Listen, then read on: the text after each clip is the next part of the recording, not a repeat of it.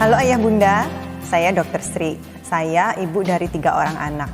Sebelum melahirkan atau punya pengalaman mempunyai anak, saya rasa menyusui itu mudah. Yang penting kita punya tekad yang cukup kuat, maka ASI akan mengalir begitu saja.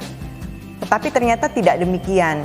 Dan dari data juga menunjukkan bahwa dari 10 ibu menyusui, hanya 4 aja yang berhasil memberikan ASI eksklusif untuk bayinya.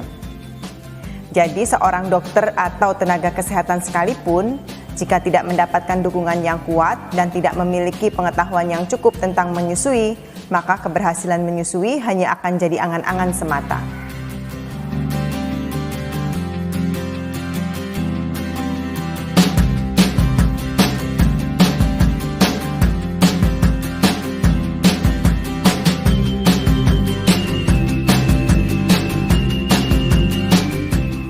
Mungkin Bunda juga pernah mendengar bahwa ukuran payudara itu berpengaruh dengan produksi ASI. Ada yang bilang kalau payudaranya kecil nanti ASInya sedikit. Ada juga yang ngomong, payudaranya besar tapi kok ASInya sedikit begitu. Harusnya payudaranya besar itu produksi ASInya banyak. Ada juga yang bilang kalau menyusui itu kita nggak boleh stres, atau semakin banyak atau semakin sering ASI dikeluarkan, maka produksinya akan semakin lancar. Nah, bagaimana fakta-fakta mengenai hal ini? Mari kita saksikan fakta berikut ini.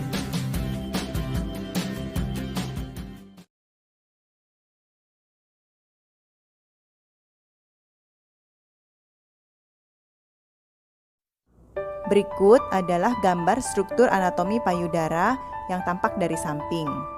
Ini merupakan jaringan penunjang payudara yang sebagian besar terdiri dari jaringan lemak. Jaringan penunjang ini yang akan menentukan besar kecilnya ukuran dari payudara seseorang. Struktur berikutnya adalah kelenjar mamaria atau glandula mamaria.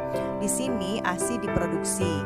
Apabila kita perbesar, maka akan tampak jaringan otot di sekitar dari kelenjar tersebut, di mana jaringan otot ini akan berkontraksi di bawah pengaruh dari hormon oksitosin untuk membantu mengeluarkan ASI yang sudah diproduksi. ASI tadi akan mengalir melalui saluran-saluran yang disebut dengan ductus lactiferus.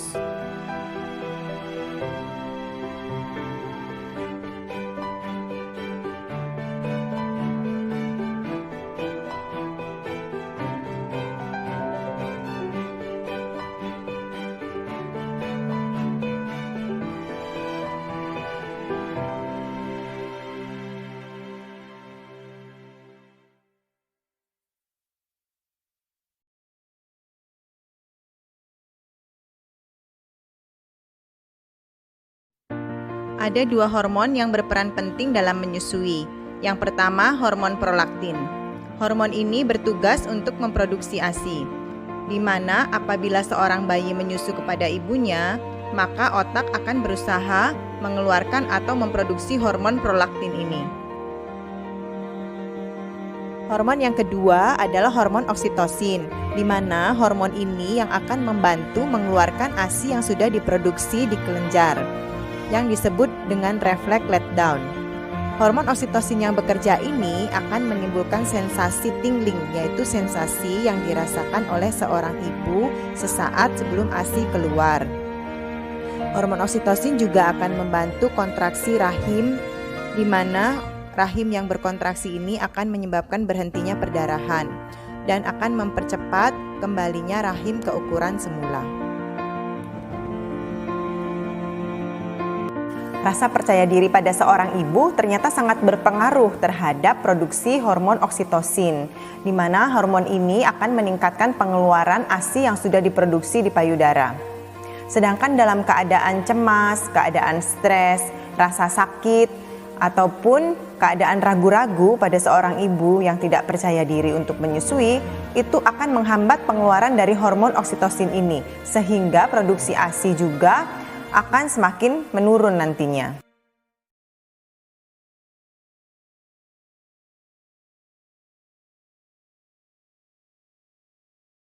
Setelah kita mempelajari hormon yang berperan dalam menyusui, selanjutnya ada tahapan-tahapan produksi dari ASI tersebut yang disebut dengan stage of lactogenesis.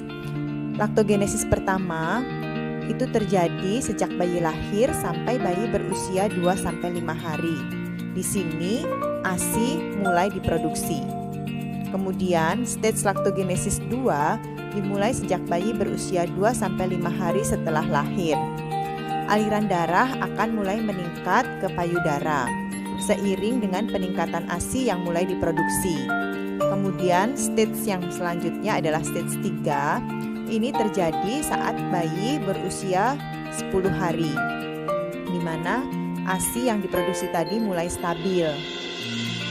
Dari tahapan laktogenesis ini, kita dapat mengambil kesimpulan apabila kita mengalami masalah dalam menyusui, sebaiknya kita harus mencari solusi sedini mungkin. Karena jika lewat dari 9 hari, maka akan lebih sulit untuk mencari solusi dari permasalahan tersebut.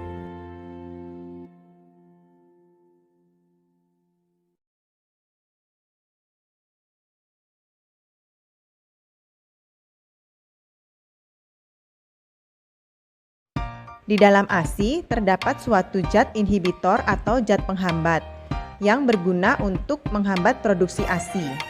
Jika ASI tersebut dikeluarkan, baik melalui menyusui bayi kita atau dipompa atau dipumping, maka zat inhibitor ini juga akan ikut keluar.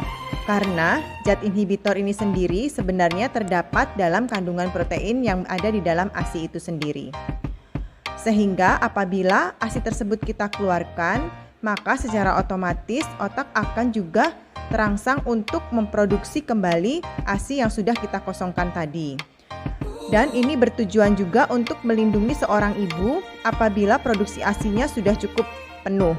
Tentu otak akan berespon untuk menyetop produksi ASI tadi.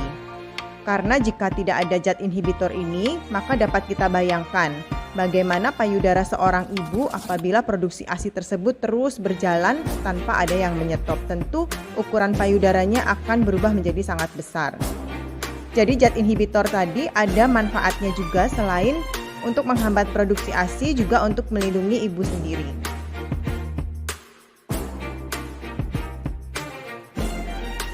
Ternyata apabila kita semakin sering mengeluarkan ASI yang ada di dalam payudara, maka produksinya juga akan semakin meningkat. Saya harap dengan melihat video ini, Bunda menjadi mengerti dan paham mengenai teori dan hal-hal penting dalam menyusui. Sehingga apabila nanti ada hambatan atau ada hal-hal yang Bunda merasa ragu-ragu, maka akan terjawab melalui teori-teori yang sudah Bunda pelajari.